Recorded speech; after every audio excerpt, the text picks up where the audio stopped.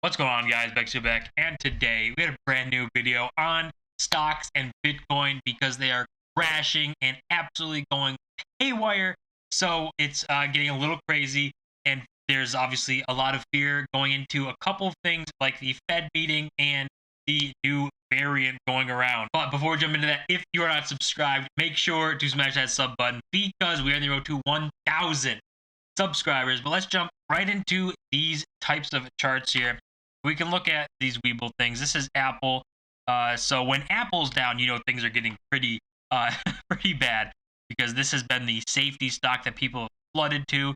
I mean, it was just making all-time high after all-time high. And you see, even this morning, early pre-market ran up to this $182 mark and opened around there. And then we just see this really drastic drawdown. This is the 5-minute chart. So the daily kind of see just it was a massive spike up, so much run to safety. And when you see Apple down 1%, you know that even Apple can't be the safety stock that people are looking to run to. So people are running to bonds and things. Tapering, accelerated tapering, and interest rate hikes are really scaring people off. If you look at the VIX, the volatility index, it's not even that high really. It's kind of sitting here. It's at 19, almost 20. When we earlier in the week or last week or a couple weeks ago, when there was this huge sell-off and lots of fear, it was at 35. Anything over 30, you're kind of getting a lot more fearful. There's going to be a lot more volatility and downside. And then under 30, you're starting to get kind of a normal market. Under 20 is good. So we're still at all right levels, but it is on the rise, up 6.5, up 1.23 points. And you can just see this entire kind of side part here, just all in the red, just nothing looking good right now at all. You even look at Bitcoin freaking out because of the tapering and the rate hike that people are projecting that might happen. Uncertainty is something that will go after markets. It will control markets short term. Anything that's uncertain and you can't predict easily, going to make markets freak out. We're seeing it all right now. And this Fed meeting coming up is going to be the clarity event where we see, are they accelerating tapering? Are they going to up interest rates? What is the plan here? But even at that, the Fed's lost tons of credibility because they said inflation's transitory. We're not going to have to do that or that.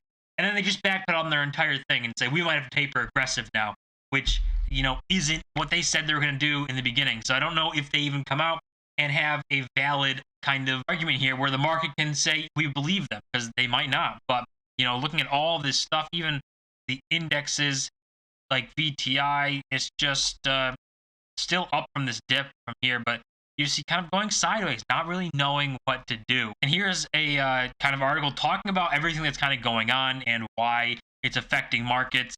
You see Wall Street falls as investors eye Omicron and Fed meeting. Those are the two things affecting this market right now. Travel-related stocks fell, with the fast-spreading variant accounting for around 40% of infections in London and at least one death in the United Kingdom. And then it's Carnival Corp, Norwegian Cruise Line, Royal Caribbean, all the cruise lines getting hit hard, down more than 5%. The S&P 1500 Airlines is down 3.1%. And like this says, transportation, restaurants, all things, if it got bad enough to start putting new restrictions on people, would not be good for them. Basically, if there are these massive restrictions again for not allowing cruises or not allowing this and that, these cruise lines are in massive trouble. They are at trouble of going bankrupt and completely going out of business. So that's something that's a problem coming up for a lot of these industries here. And that's why they're down massively. Tech stocks are even down, and they're the ones who could probably make it out of another lockdown or something if that should happen.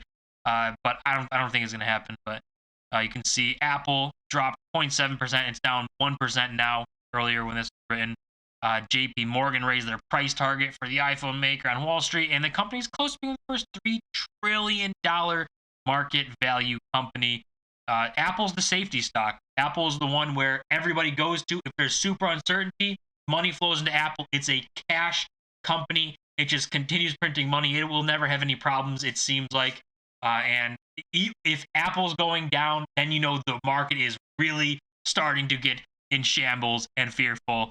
And it's going to bonds instead, like secured things. And this is what we're looking at right here. This part is what's going to affect the market the most during this Fed meeting.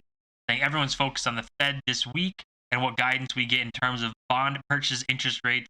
There's an expectation that there will be an acceleration of tapering, and there's a little anxiety leading up to that. Uncertainty always going to lead up to that. You just can't predict what they're going to do. And then this is the big part, saying a poll of economists sees a central bank hiking key interest rates from near zero, where we are now, to 0.25 or 0.5% in the third quarter next year, followed by another in the fourth quarter. For that, I don't know if they would do that. I don't, or how long that would last, because we do have this whole debt problem and everything going on. But raising these interest rates for a short period of time might be something that can be done, but I don't know how long that can last. They can make it for a year before they have to bring rates down again because they start to get in problems with debt, or is that 6 months, or is it 18 months? Is it 2 years? Like, nobody really knows what it's going to be like, and that's again part of the problem. A lot of uncertainty, but these rate hikes would directly affect the stock market, the real estate market, and even the crypto market and Bitcoin. So everything would get affected by these rates. You can see, kind of looking at this top ticker up here for these indices, you can see the Dow Jones down, S&P 500 down, the Nasdaq's down, the Russell 2000 is down, and the VIX, the volatility indicator, is up. And if you go to bonds, you can see the 10-year for the US is actually down, which means more people are piling into the bond. So when there's more people going into the bond, the percentage return goes down. When there's less, the percentage return goes up.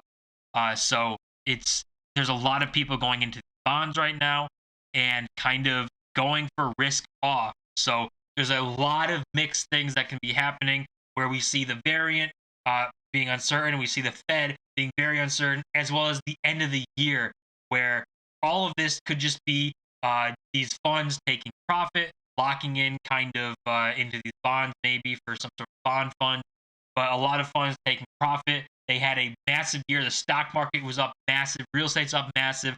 Crypto's up massive. So there's a lot of profits on the table to lock them in, kind of be able to show those numbers as real profits. And then going into next year, do they go back on risk on, where they start going into a little further out on the risk curve, a little further out in stocks risk curve, starting to get back into Bitcoin, back into cryptos, and seeing how that goes.